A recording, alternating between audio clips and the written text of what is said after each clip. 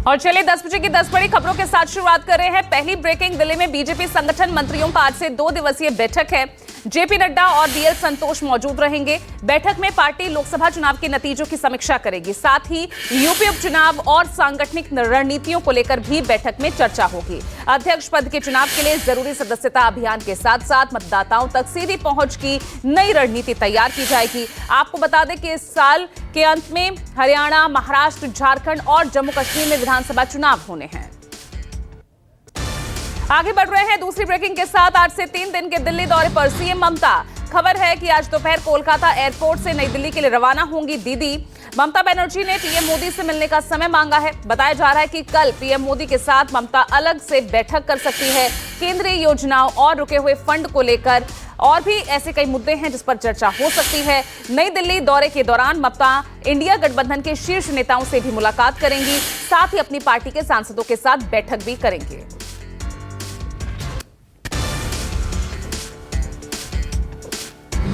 आगे बढ़ रहे हैं तीसरी ब्रेकिंग। संसद के मानसून सत्र का आज चौथा दिन है और आज भी दोनों सदनों में बजट पर चर्चा जारी रहेगी। आज भी बजट पर चर्चा के दौरान हंगामे के पूरे आसार हैं। कल वित्त मंत्री भाषण के दौरान राज्यसभा से विपक्ष ने वॉकआउट कर दिया था। वित्त मंत्री के खिलाफ शेम शेम का नारा लगाते हुए विपक्षी सांसद सदन से बाहर चले गए थे। साथ ही कल सदन शुरू होने से पहले ही विपक्ष के नेताओं ने संसद के बाहर केंद्र सरकार के बजट के खिलाफ प्रदर्शन किया था।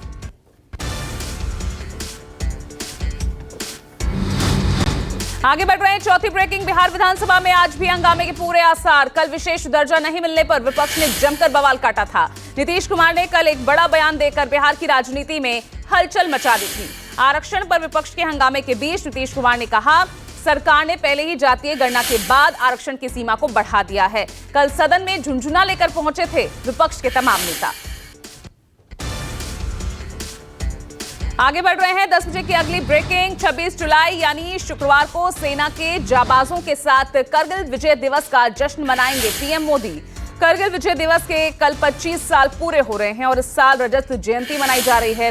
लिहाजा पीएम मोदी खुद द्रास में मौजूद रहेंगे, वीर नारियों से बात करेंगे, साथ ही बलिदानियों को श्रद्धांजलि अर्पित करेंगे। इसके अलावा पीएम मोदी लद्दाख में कई विकास परियोजनाओं का उद्घाटन भी कर सकते हैं। पीएम मोदी के तीसरे कार्यकाल का यह पहला लद्दाख दौरा होगा। पीएम मोदी के साथ उपराज्यपाल और सेना अध्यक्ष उपेंद्र द्विवेदी भी मौजूद रहेंगे।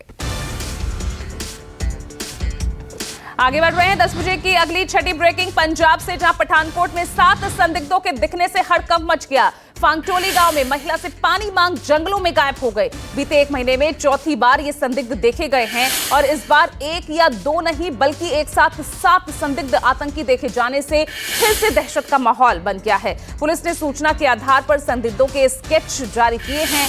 सभी की सरगर्मी से तलाश की जा रही है। साथ ही पाकिस्तान से सटे सभी बॉर्डर एरियाज पर हाई अलर्ट है। आगे बढ़ रहे हैं 10 बजे की अगली ब्रेकिंग। भारत के लिए अमेरिका ने नई ट्रैवल एडवाइजरी जारी की है। अमेरिका ने अपने नागरिकों से जम्मू कश्मीर और मणिपुर न जाने के लिए कहा है। साथ ही नक्सली प्रभावित इलाकों से भी अमेरिकी नागरिकों को दूरी बनाए रखने के लिए कहा गया है। अमेरिका ने अपनी एडवाइजरी में कहा कि अपराध, नक्सलवाद और आतंकवाद की वजह से भारत में अधिक सावधानी बरतने की जरूरत है। एडवाइजरी में भारतीय अधिकारियों के हवाले से लिखा गया है कि भारतीय अधिकारियों के मुताबिक भारत में रेप तेजी से बढ़ते अपराधों में से एक है। हिंसक अपराध पर्यटन स्थलों पर हुए हैं। आतंकवादी कभी भी हमला कर सकते हैं। वो मॉल, पर्यटक, जो तमाम पर्यटक स्थल हैं, बाजार हैं, सरकारी प्रतिष्ठान हैं, उनको निशाना बनाते हैं। आगे बढ़ रहे हैं 8वीं ब्रेकिंग सामने आ रही है। महाराष्ट्र में वंचित बहुजन अघाड़ी आज राज्य भर में निकालेगी आरक्षण बचाओ यात्रा। पार्टी प्रमुख प्रकाश अंबेडकर मुंबई के चैत्य भूमि से यात्रा की शुरुआत करेंगे। 4 दिवसीय इस यात्रा को मुंबई से शुरू होकर पुणे, कोल्हापुर, शोलापुर होते हुए उस्मानाबाद में खत्म होगी। प्रकाश अंबेडकर ने शरद पवार को इस यात्रा में शामिल होने के लिए आमंत्रित भी किया है। आगे बढ़ रहे हैं 9वीं ब्रेकिंग। हिमाचल से जहां कुदरत का कहर लगातार जारी है, हिमाचल में बादल फटने से हड़कंप मच गया। सड़क पर मलबा आ गया। बादल फटने के बाद मनाली लेह रोड बंद हो गया है और मनाली लेह मार्ग पर बने सोलांग पुल पर मलबे के साथ साथ बड़े बड़े पत्थर सड़क पर आ गए हैं। मनाली के अंजनी महादेव नाले में करीब रात 2 बजे ये बादल फटा।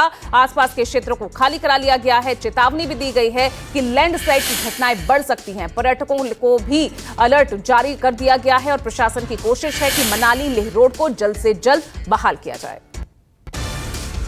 आगे बढ़ रहे हैं वही 10वीं ब्रेकिंग महाराष्ट्र से, जहां पिछले कई दिनों से भारी बारिश लगातार हो रही है। मुंबई और पुणे में जोरदार बारिश का कहर जारी है। मुंबई के लिए येलो अलर्ट, ठाणे, पालघर के लिए ऑरेंज और रायगढ़ के लिए भी ऑरेंज अलर्ट जारी किया गया है। पुणे में मूसलाधार बारिश के चलते स्कूल बंद हैं। पुणे, भोर, वेल्हा में मौसम विभाग ने भारी बारिश की चेतावनी जारी की है। और वहीं नदी किनारे की जो हाउसिंग सोसाइटीज हैं, वहां पर भी भारी बारिश के चलते पानी भर गया है।